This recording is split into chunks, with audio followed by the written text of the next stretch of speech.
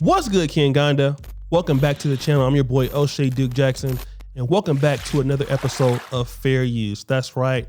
I'm reacting to things specifically in the Pan-African community, especially as it relates to the Black world, the African-American community, because that's who I'm a part of. And there is a wonderful YouTuber by the name of the Afro Think Tank. Give him a round of applause. He's a very talented YouTuber. I believe right now, currently, he's in Nigeria, but he's from Washington, D.C. And he made a video that touched my heart called Respect in Nigeria. Now, before I get into it, many people wonder, why are African Americans leaving the West to go to what some countries would be considered to be underdeveloped, or countries that are not like the United States? And there are many reasons.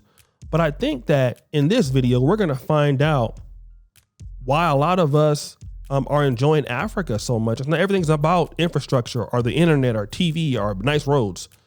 It's about also human decency and respect. And a lot of times we may have felt that in our communities, some of that could have been lost. It's not like it used to be 30, 40 years ago, 20 years ago. But let's go ahead and get into the video. What's going on, everybody? This Afro Think Tank. I'm sitting here relaxing in Nigeria, you know, having a good time and everything.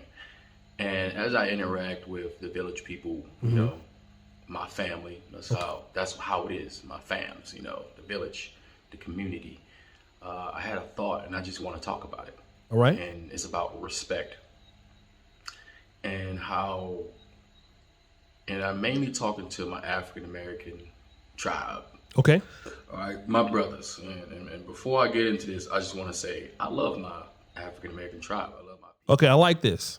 And this is the build them up before we kind of get to the truth technique. And I like that when we're talking to our people, because African Americans that live in Africa or visit Africa, a lot of times people look at us as transplants. You guys have sold out. You guys don't love us anymore. You're now African. You're pushing their agenda. You're not pushing our agenda. And let me just say this. I'm from the African American community. I love our people more so than anybody else, right? I'm from that community. I love what I know. But it doesn't mean that we don't have problems, right? And he's coming at our community with love, which is what I'm trying to do also. And we got to talk to our people by saying, hey, we're proud of who we are. You know, we're not throwing away our tribe or our individual clan that we represent. But there are things that we have lost as a people that we're finding back here in Africa that we don't have anymore. That's what he's trying to say. So let me go ahead and restart back the. I love my people. I love the culture we created. I love the culture that we've, you know, created in America. I love it. I love who we are as a group of people. Okay. I love it, right? You know, but there is something that's missing that we used to have that's here, and it's here in abundance, and it's respect. Okay. That's absolutely true. I don't care if you're FBA, ADOS, African American. There's a lot of respect lost from the people in our community and how we view each other. But you do see it here in Africa. I don't see young guys fighting, young guys, you know, go to the club. You don't see people getting into a fight or somebody might get shot or stabbed. That doesn't happen here. All right. When you go outside, you feel safe. So I want to get back into it. Let's go. The level of respect that I receive here in Nigeria, and I'm sure this goes for, I'm 100% sure. I can say this and I feel confident. Correct me if I'm wrong. I'm 100% sure that other African Americans are experiencing the same thing. But the level of respect that you receive in these countries is astronomical. Hello. It's out of this world, and it's almost hard to process. You almost don't feel like you even deserve that much respect. It's almost uncomfortable to be respected that much. And it's not respect because you're a foreigner.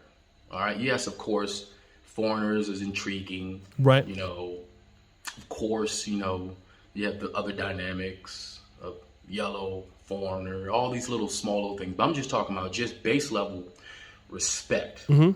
Okay. All the way. I'm talking about from the children to the adults. Okay, let me deal with that. I've never been to Nigeria. But I'm in Kampala. I've been to the village. I've been to many partitions of this country. When I'm out, and obviously, yeah, I'm a foreigner, but in general, you feel respected. Teenagers, they don't disrespect you. If you see, and he'll talk about it, a group of teenagers walking by in America, you'll be like, oh, let me kind of act like I don't know what's going on. I don't want to get shot. People speak to you. How are you doing? If you're fly, shout out to Uganda, because if you don't zip your pants up, somebody will politely tell you, zip your pants up. Oh, you dropped something. People speak to you, they wave to you all the time. It's a very communal aspect to living here.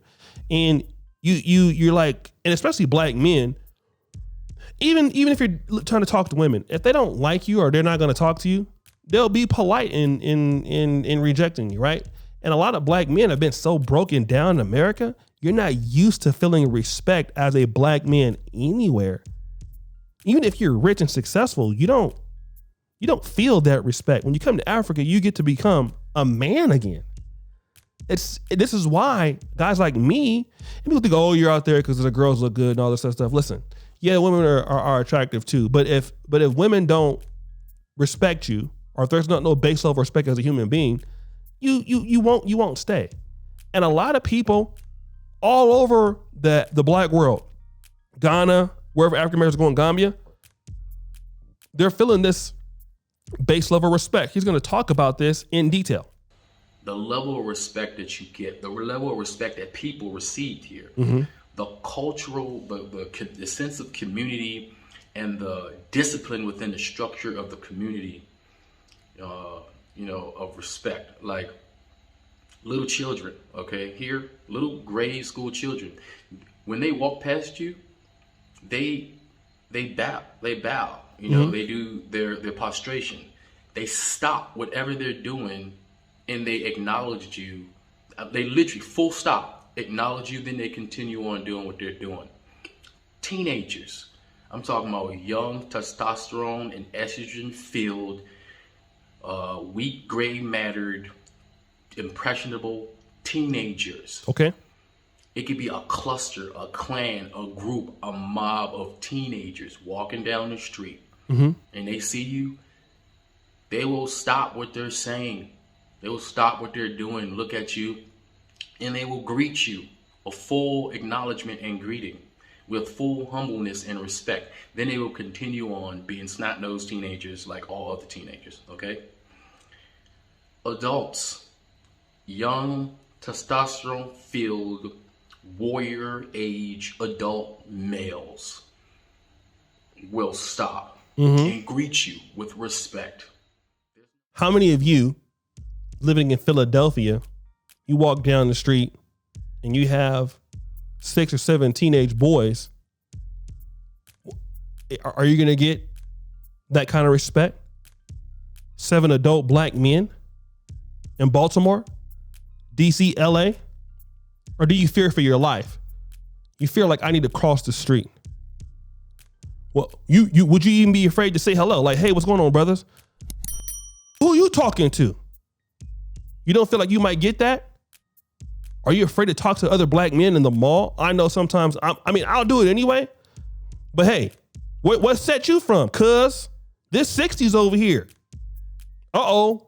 Bruh, I got on church shoes and a church shirt. I'm from Jesus. I don't want no problems. Yeah, but you ain't got to worry about nobody. What's up?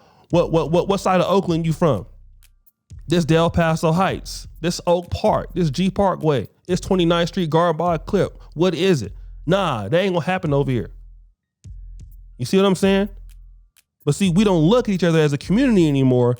Everybody's an enemy. Oh, that's another black male. Time for me to turn up. There's no automatic hating on you. There's no mugging on you. None of that. Okay? Mid-age men know it all, think they know everything. Mid-age, between 30 and 40 and 50, these level men will greet you, and they will greet you with respect. Hello. And reverence. They start off with respect. Every single time. There's no There's no measuring of resources on you. There's no hating on you unnecessarily. Elderly people, even though they are elderly themselves, they still look at you and give you your base level human respect and acknowledge you as their child. Now, that's more likely to happen in Black America. Older people tend to maybe have gotten over the bullshit and will still speak. I know we did in a long time, but hey, I ain't been back in the States that long. So some of y'all older people kind of got some issues too, though. As someone they, are supposed to take care of. They will give you a nice, warm, loving family greeting. Hello. Elderly people here, they don't have to worry about, and of course you have cases. So let's not say it's not a utopia, it's not perfect. Okay? Right. We're talking about base in general, just how it is. Elderly people here, they get the respect elderly people deserve. You see, to be elderly is to be successful because you made it. They get the respect they deserve. It doesn't matter where they are and what they're doing. They don't have to worry about disrespectful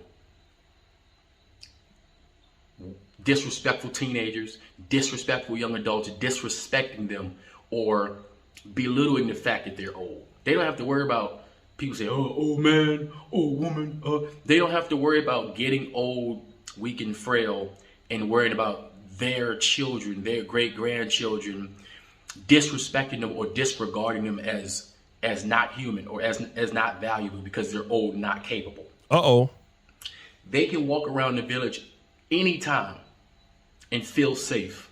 And they know that if they need help, any random able-bodied youth will stop and do and help them with any task that they need, whether it be carrying something or helping them cross the street or helping them pick something up or anything without question, because the children understand there are consequences to disrespecting adults. You see, they have.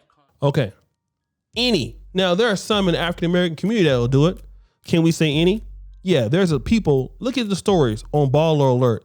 You have a lot of our older people being attacked and killed by their own family members. Okay, by random teenagers, home invasions and stuff like that.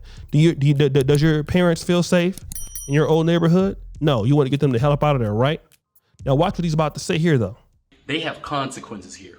The community will police their own, period. And see, the difference is, you see, these places, these people are what you consider some places poor. Like, we have ghettos and hoods and poor neighborhoods in America, and we as African Americans use that as an excuse to see why people act ghetto or they act hyper aggressive or they act disrespectful. Oh, it's ghetto. You see, here is the proof is in the pudding that is bullshit. Because these people, even if they have less, they work with less. They will make less work. All right, let me talk about that. They police their own. That's the issue with us. See, we're in the United States. You cannot police your own people. In Africa, you can. Uganda, if you talk about somebody stealing something from you, just yell thief. The greatest ass whooping I've ever seen was in 2020. No police need to be called. No, because when you live with the white people, they have to police you. Their systems police you. And if you do it yourself, you're going to jail. Not so much here. All right? You do anything you're not supposed to do, that's your ass. So people are accountable to the community because they know that they're going to get that justice right away. They're not going to go to court and wait for it. They're going to get their ass whooped tonight. They don't have their quality of life is not based on how much stuff they can get, how much stuff they can accumulate. It's not about how much stuff, how many Jordans you can buy, what kind of Gucci belt they got, what kind of Prada shirt they have. That doesn't mean anything, because it doesn't mean anything. They have what they have, they work with what they got, and they don't use it as an excuse, and that's no excuse to be disrespectful or not honor and give respect to those who deserve it. All right. And that's the thing about our community. In the Black community, we can say that we make a lot of excuses for bad behavior. And I'm not saying that Africans don't do it either, but in this case, he's saying, hey, listen, just because you're poor don't mean that you're going to be out there acting crazy. Oh, just because your father died doesn't give you the right to act up. We sometimes give our people a reason why they should misbehave. And when you police your own, you make sure that they still are acting to the standard, despite them not having money or despite them not having this and that. All right. Now, I don't want to show you the whole entire video. Go check it out on the first comment pinned to the top. I want everybody that watched this video to comment. What did you think about it? For those of you who live in Africa, from the African American community, do you think this is true? Do you feel safe when you're in an African country? Why or why not? It's your boy O'Shea Duke Jackson. And keep it real. King Ghana forever. We out.